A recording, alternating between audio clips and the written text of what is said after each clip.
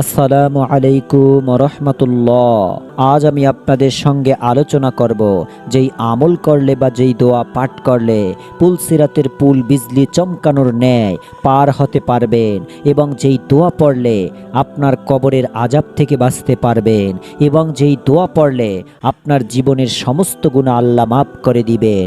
40 থেকে 50, 50 থেকে 60, 60 থেকে 70 বছর জীবনের সমস্ত গুনাহ মাফ করে দিবেন। যেই ব্যক্তি কবরের প্রশ্নের উত্তর থেকে মুক্তি পাবে, তার পরবর্তী ধাপগুলো সহজ হয়ে যাবে। কবরের আযাব থেকে মুক্তি লাভের জন্য প্রিয় নবী সাল্লাল্লাহু আলাইহি ওয়াসাল্লাম তার উম্মতদেরকে দোয়া শিখিয়েছেন। হাদিসে এসেছে, হযরত আব্দুল্লাহ ইবনে আব্বাস রাদিয়াল্লাহু তাআলা আনহু বর্ণনা করেন, আল্লাহর রাসূল সাল্লাল্লাহু আলাইহি ওয়াসাল্লাম তাদের সবাইকে কোরআন শেখানোর মতো এই দোয়া শিখিয়েছেন। প্রিয় দর্শক, হাসরের মাঠ থেকে বের হয়ে গন্তব্যে যেতে একটি পুল স্থাপন করা হয়। আরবিতে পুলকে বলা হয় সিরাত। সিরাত হাসরের ময়দান থেকে জাহান্নামের উপর দিয়ে জান্নাত পর্যন্ত বিস্তৃত থাকবে এবং অনেক ভয়ঙ্কর হবে।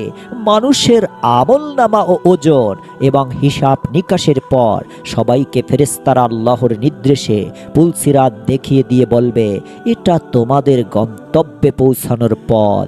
এই পুল সিরাত দিয়েই তোমাদের গন্তব্যে যেতে হবে, কিন্তু সবার জন্য বেরিয়ে যাওয়া তা সম্ভব হবে না। পাপী বান্দারা তো সেটাকে চুলের থেকেও চিকন দেখতে পাবে, তাদের জন্য সেটি হবে অত্যন্ত ধারালো।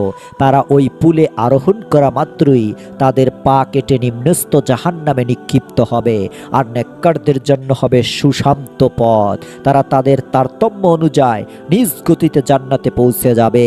সুবহানাল্লাহ। প্রিয় দিনী ভাই এবং বোনেরা, আমি আশা করি আপনারা সকলেই আমলটি করবেন এবং পুলসিরাতের পুল আপনি বিজলি চমকানোর ন্যায় পার হয়ে যাবেন, এবং আপনারা কবরের আযাব থেকে মুক্তি পাবেন এবং আপনার জীবনের সমস্ত গুনাহগুলো মাফ করিয়ে নেবেন। এই আমলটি ধারা তাই জীবনে একবার হলেও এই আমলটি করে জীবনের সমস্ত গুনাহ মাফ করিয়ে নিন। অনুরোধ করছি, আমরাই এই প্রথমবার নারীদের ছবি ছাড়া কিংবা হারাম কোনো ছবি ছাড়া ইউটিউবে ভিডিও দিয়ে থাকি। এই রকম ভিডিওগুলি যদি আপনি আপনার ফোনে পেতে চান, এজন্য অবশ্যই এই চ্যানেলটিকে সাবস্ক্রাইব করে রাখুন এবং ভিডিওটির কমেন্টে মাত্র 3 বার আমিন লিখে উন্মুক্ত দোয়ায় শরীক হয়ে থাকেন, কেননা কি জানে যে কখন কার দোয়া কবুল হয়ে যায়। তো চলুন শুরু করি। তো সর্বপ্রথম আমাদেরকে জানতে হবে যে পুলসিরাত আসলে কি। অনেকেই আছেন যারা পুলসিরাত সম্পর্কে জানে না। পুল ফার্সি শব্দ, এর অর্থ হলো সেতু, আর আরবি শব্দ সিরাত, এর অর্থ রাস্তা বা পথ। তবে ইসলামী পরিভাষায় এর অর্থ পরলোক সেতু বা পুল। কিয়ামত হবার পর সব মানুষকে পুনরুজ্জীবিত করার পর হাসরের ময়দানে সমবেত করা হবে এবং ইহা অলৌকিক জীবনের বিচার করা হবে। এই বিচারের পর হাসরের মাঠ থেকে পুলসিরাত পার হয়ে জান্নাতের দিকে যেতে হবে। পবিত্র কোরআন ও হাদিসের কোথাও সরাসরি পুলসিরাত শব্দটি ব্যবহার করা হয়নি, বরং বিভিন্ন জায়গায় শুধু সিরাত শব্দটি ব্যবহার করা হয়েছে। আল্লাহ তাআলা বলেন, তোমাদের মধ্যে এমন কি কেউ নেই যে তাকে এটা পার হতে হবে না? এটা তোমাদের প্রতিপালকের অবধারিত ফয়সালা। তারপর আমি ধর্মবিরোধীদের নিস্তার দেব এবং অত্যাচারীদের অর্ধমুখে জাহান্নামে নিক্ষেপ করব। সূরা মারিয়াম আয়াত নং 71 এবং 72। উম্মুল মুমিনিন হযরত আয়েশা সিদ্দিকা রাদিয়াল্লাহু তাআলা আনহা থেকে বর্ণিত, আল্লাহ রাসূল সাল্লাল্লাহু আলাইহি ওয়াসাল্লাম বলেছেন, জাহান্নামের উপর একটি পুল আছে যা চুলের চেয়েও বেশি চিকন আর তরবারির চেয়েও বেশি ধারালো। এর উপর লোহার শিকল ও কাঁটা থাকবে। মানুষের উপর দিয়ে গমন করবে, কেউ চোখের পলকে, কেউ বিদ্যুতের গতিতে, কেউ বাতাসের গতিতে, আর কেউ উত্তম ঘোড়া উটের গতিতে পুলসিরাত পার হবে। আর ফেরেশতারা বলতে থাকবে, হে প্রভু, সহি সালামতে অতিক্রম করাও, হে প্রভু, নিরাপদে পার করাও। কেউ নাজাত পাবে, কেউ আহত হবে, করবে কেউ পার হয়ে পড়ে যাবে, কেউ অধোমুখী হয়ে জাহান্নামে পড়ে যাবে। নাউজুবিল্লাহ, নাউজুবিল্লাহ।